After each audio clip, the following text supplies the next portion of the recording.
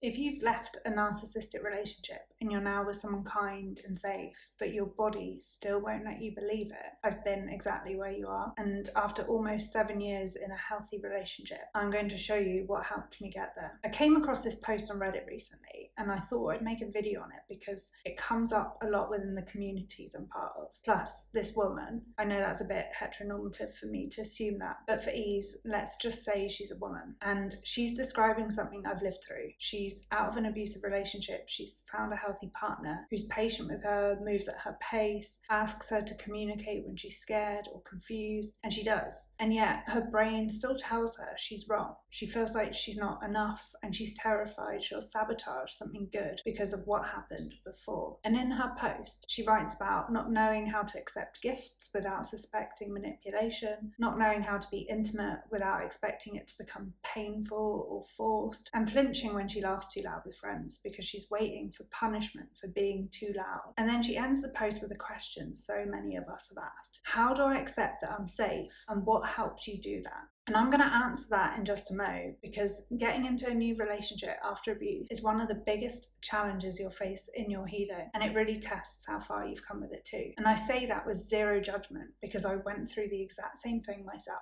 A new relationship puts you in real situations where your old patterns get activated. Someone gives you a gift and you feel yourself hot and panicky. Someone raises their voice slightly and you wince. Someone asks, "Can we talk later?" and you spiral into catastrophe mode before they've even finished the sentence. And that's really useful information for your healing, because those reactions are showing you exactly which predictions your brain is still running from your old relationship. Every trigger is a signpost pointing to something specific that still needs updating. So the reason this happens comes down to two things, and I'm going to walk you through both, because once you understand what's going on in your body and why, you can actually start changing it. But first, let me tell you about my experience just for some context. When I started my relationship with my partner Toby, I was definitely and totally not ready for it, but I luckily had a therapist that I was seeing regularly on the side. So she helped me a lot because I had someone to talk through all my crazy stuff with, and I was able to pick apart my early relationship triggers and understand them better. But I still dealt with all the physical side effects like anxiety, hypervigilance, extreme mood changes, a lot of crying, anger, and storming out. You name it, I felt it.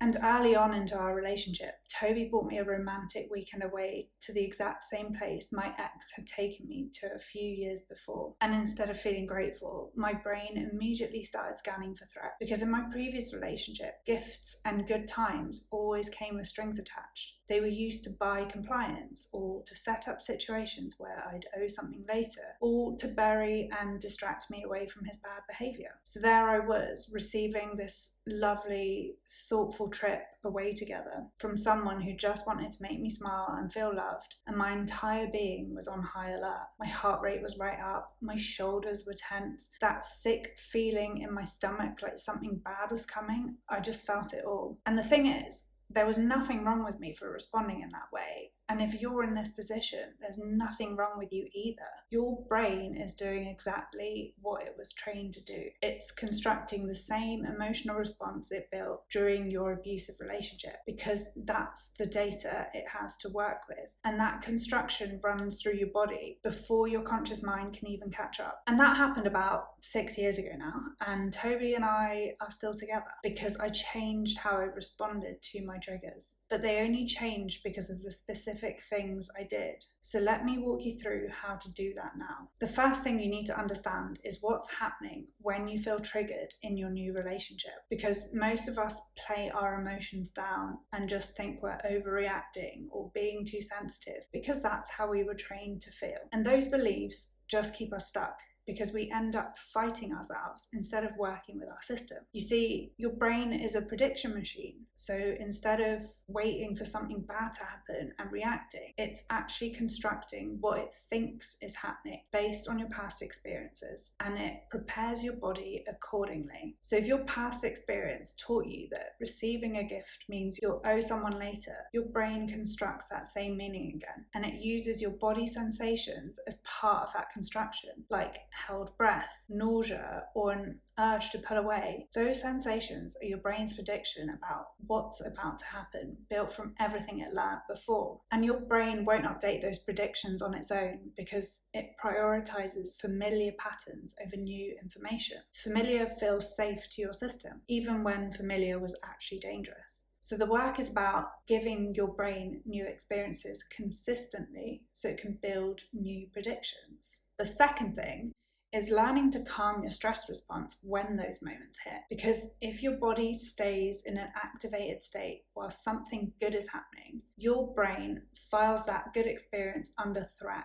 And then it's harder for that experience to count as new evidence. So let me give you a practical example to help you understand this better. Your partner gives you a gift. You notice your heart rate picking up. Maybe you get a little flustered, you feel your stomach tighten, and there's an urge to question them about it, or make a joke, or say that you don't deserve it. First, notice your initial impulse and pay attention to what your body is doing at that moment. That awareness is your starting point because you need to notice what's happening to know what needs changing. Then you need to slow it down. Take a few calming breaths where the exhale is longer than the inhale. Extending your exhale helps calm your body's stress response. So you're sending a signal to your brain that says, we're okay right now. Then, if you can, just notice the space you're in.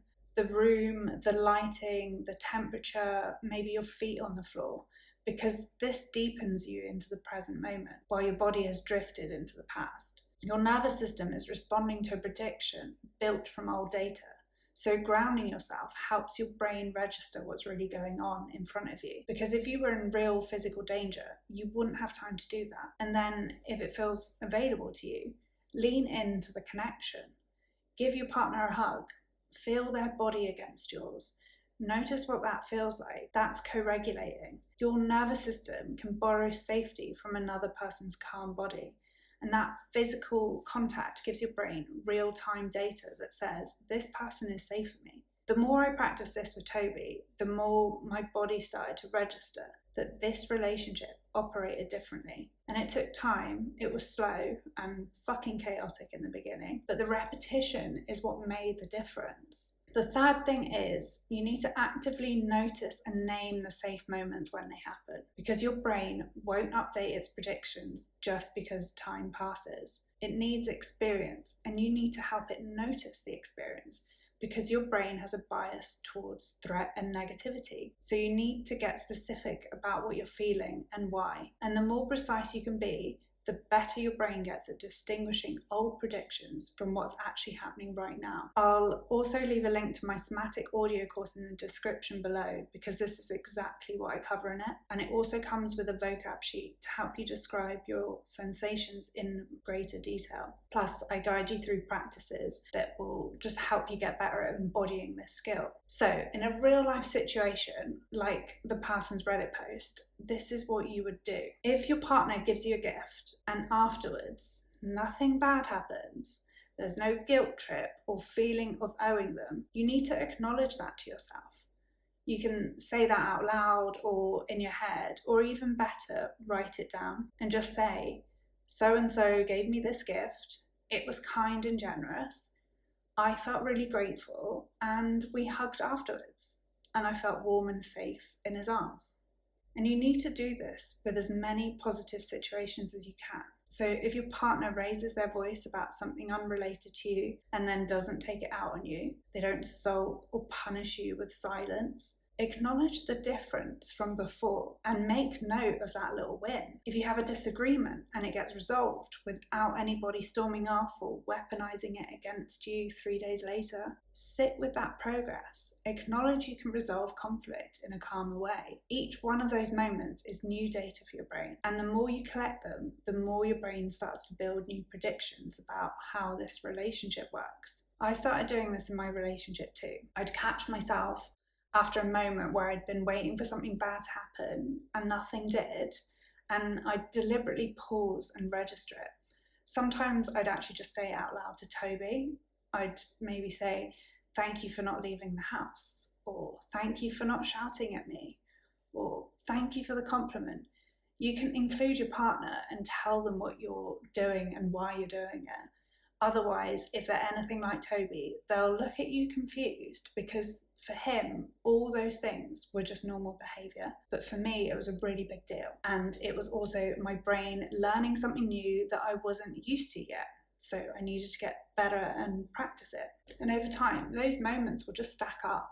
The gap between your initial fear response and the moment you realise you're safe will get shorter. So if you're watching this and thinking, that's exactly where I am, I want you to try applying what I've taught you this week, because that's how you'll start feeling more in charge of your triggers. So the next time your partner does something positive, don't just let that good moment pass you by. Soak it up instead. And if you're also finding it hard to trust the green flags that you're seeing in your new partner, because your brain keeps telling you that their kindness is suspicious or it's too good to be true, I made a video that explains exactly why your nervous system does that and how to start reading new relationships more clearly. Watch it next here.